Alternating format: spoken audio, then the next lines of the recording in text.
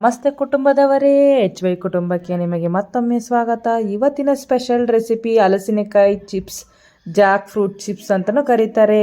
ಮತ್ತೆ ಕೆತ್ತಡ ಹೇಗೆ ಮಾಡೋದು ಬನ್ನಿ ನೋಡೋಣ.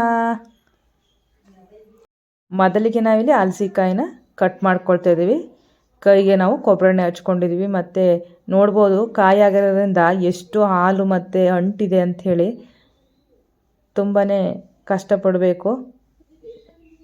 ನೋಡ್ಬೋದು ಸುಮಾರು ಹಾಲೆಲ್ಲ ಬಂತು. ನೋಡ್ಬೋದು ಇದರಲ್ಲಿ ಕಾಯಿ ಆಗಿದೆ ಇದು ಇನ್ನು. ಮತ್ತೆ ಇದನ್ನು ಚಿಕ್ಕ ಚಿಕ್ಕ ಪೀಸಾಗಿ ನಾವು ಕಟ್ ಮಾಡ್ಕೊಳ್ತಾ ಇದ್ದೀವಿ. ಅಷ್ಟೊಂದೇನು ಹಲಸಿನಕಾಯಿ ತೊಳೆ ಇರಲಿಲ್ಲ ಈ ಕಾಯಿಯಲ್ಲಿ. ನಾವು ಸುಮಾರು ಒಂದೆರಡು ಹಲಸಿನಕಾಯಿನ ಈ ಥರ ಹೆಚ್ಕೊಂಡು ನೋಡ್ಬೋದು. ತೊಳೆನ ಅಷ್ಟೊಂದು ಚೆನ್ನಾಗೇನಿಲ್ಲ, ಅಂದರೆ ದುಂಡುಗೆ ದಪ್ಪ ದಪ್ಪಗಿರುತ್ತಲ್ಲ ಅಷ್ಟೇನಿರಲಿಲ್ಲ ಇದರಲ್ಲಿ. ತುಂಬಾ ಕಾಯಾಗಿರೋದ್ರಿಂದ.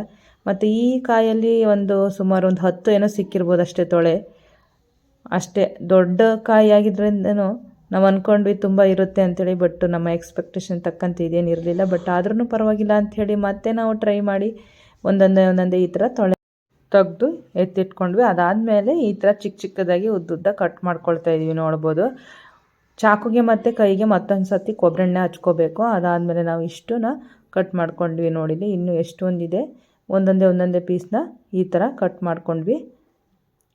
ನೋಡ್ಬೋದು ಕಾಯಾಗಿರೋದ್ರಿಂದ ಸ್ವಲ್ಪ ಶಾರ್ಪ್ ಆಗಿರುವಂಥ ಚಾಕುನೇ ತಗೋಬೇಕು. ಇಲ್ಲ ಅಂತ ಹೇಳಿದರೆ ಬೇಗ ಕಟ್ ಆಗಲ್ಲ, ಶೇಪು ಬರಲ್ಲ. ಅದಕ್ಕೋಸ್ಕರ ಹೆಚ್ಚಿದಂಥ ಹಲಸಿನಕಾಯಿಗೆ ಏನು ಪೀಸ್ ಮಾಡ್ಕೊಂಡು ಅದಕ್ಕೆ ಸ್ವಲ್ಪ ಅರಿಶಿನ ಹಾಕ್ಕೊಳ್ಳೋಣ, ಚೆನ್ನಾಗಿರುತ್ತೆ. ಅದಕ್ಕೋಸ್ಕರ ಚೆನ್ನಾಗಿ ಇದನ್ನು ಮಿಕ್ಸ್ ಮಾಡ್ಕೊಳ್ಳೋಣ. ಎಲ್ಲ ಕಡೆ ಅರಿಶಿನ ಹತ್ಕೊಳ್ಳಿ. ಅದಾದಮೇಲೆ ನಾವು ಇದಕ್ಕೆ ರುಚಿಗೆ ತಕ್ಕಷ್ಟು ಉಪ್ಪನ್ನು ಕೂಡ ಈಗಲೇ ಆ್ಯಡ್ ಮಾಡ್ಕೊಳ್ಳೋಣ.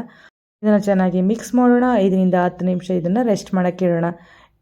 ಫ್ರೈ ಮಾಡೋಕ್ಕೆ ನಾವಿಲ್ಲಿ ಕೊಬ್ಬರಿ ಎಣ್ಣೆನ ಬಿಸಿ ಮಾಡೋಕ್ಕೆ ಇಟ್ಟಿದ್ವಿ. ಎಣ್ಣೆ ಬಿಸಿ ಆಗಿದೆ. ಈಗ ಒಂದೊಂದೇ ಬ್ಯಾಟರ್ನ ಹಾಕ್ಕೊಳ್ಳೋಣ.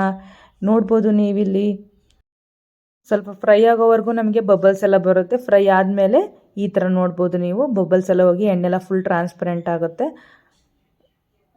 ಇದನ್ನು ನಾವು ಕಂದು ಬಣ್ಣಕ್ಕೆ ತಿರುಗೋವರೆಗೂ ಫ್ರೈ ಮಾಡ್ಕೋಬೇಕು ಸ್ನೇಹಿತರೆ. ಇನ್ನೇನು ಫ್ರೈ ಆಗೇ ಹೋಯಿತು ಹಲಸಿನಕಾಯಿ ಚಿಪ್ಸ್. ಕಂದು ಬಣ್ಣಕ್ಕೆ ತಿರುಗಿದ ಮೇಲೆ ನಾವು ಇದನ್ನು ಒಂದು ಜಾಲರಿಯ ಸಹಾಯದಿಂದ ಎತ್ತಿಟ್ಕೊಳ್ಳೋಣ. ಇನ್ನೇನು ಬಿಸಿ ಬಿಸಿ ಹಲಸಿನಕಾಯಿ ಚಿಪ್ಸ್ ತಯಾರಾಗೇ ಹೋಯಿತು ಸ್ನೇಹಿತರೆ. ಮನೆಯಲ್ಲಿ ಮಾಡ್ಕೊಂಡು ತಿನ್ಬೋದು. ಇದನ್ನು ಬೇಕ್ರಿಲಿ ಔಟ್ಸೈಡಲ್ಲಿ ನಾವು ತೊಗೊಂಬಂದು ತಿಂತೀವಲ್ವ, ಅದ್ರ ಬದಲು ಮನೇಲಿ ಈ ಥರ ಟ್ರೈ ಮಾಡಿ ನೋಡಿ. ಹೇಗೆ ಬಂದಿತ್ತು ಈ ರೆಸಿಪಿ ಅಂತ ಕಮೆಂಟ್ ಮೂಲಕ ತಿಳಿಸಿ. ಮತ್ತೆ ಮುಂದೆ ರೆಸಿಪಿ ಅಲ್ಲಿವರೆಗೂ ಚಾನಲ್ನ ನೋಡ್ತಾ ಇರಿ, ಸಪೋರ್ಟ್ ಮಾಡ್ತಾ ಇರಿ. ಧನ್ಯವಾದಗಳು. ಮತ್ತೆ ಬರ್ತೀವಿ.